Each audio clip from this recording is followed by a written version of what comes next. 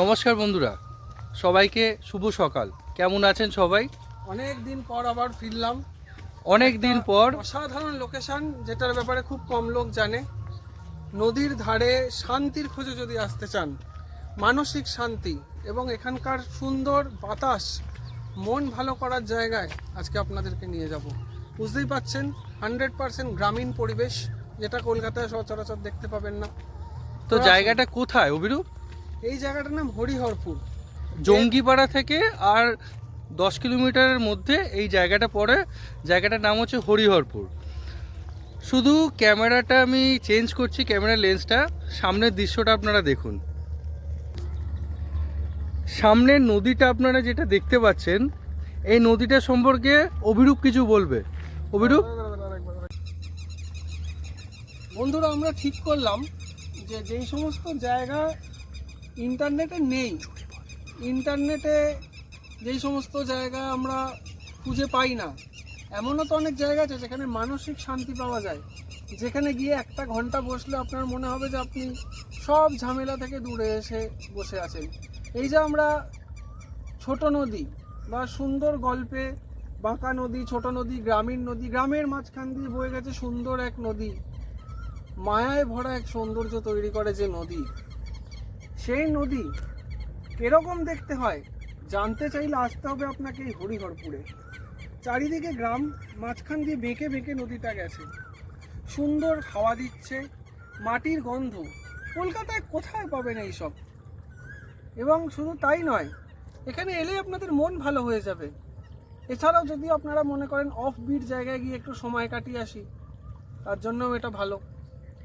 আরামসে এখানে 5-6 ঘন্টা ঘাসের ওপরে বসে থাকতে পারবেন। অসাধারণ ঘাস, পাশ দিয়ে নদী, গরু ঘুরছে, আপনার ভালো লাগতে বাধ্য এইসব সৌন্দর্য। মাছ খেলা করছে নদীতে। তবে হ্যাঁ,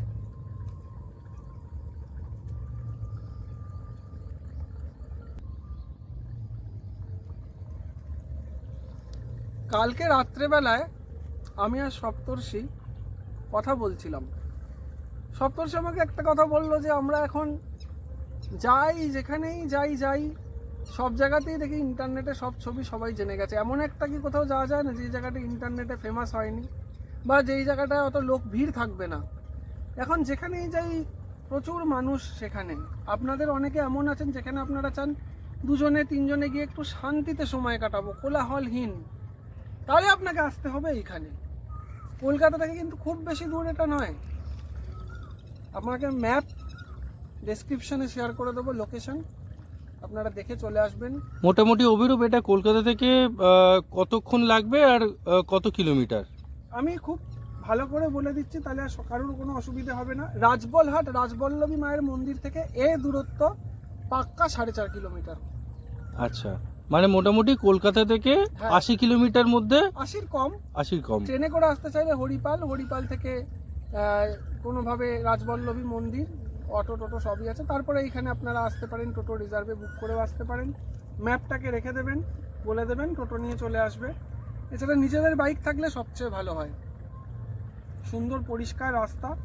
আপনাদের একটা সুন্দর একটা জলের আওয়াজ আমরা শোনাচ্ছি, শুধু আওয়াজটা ফিল করুন।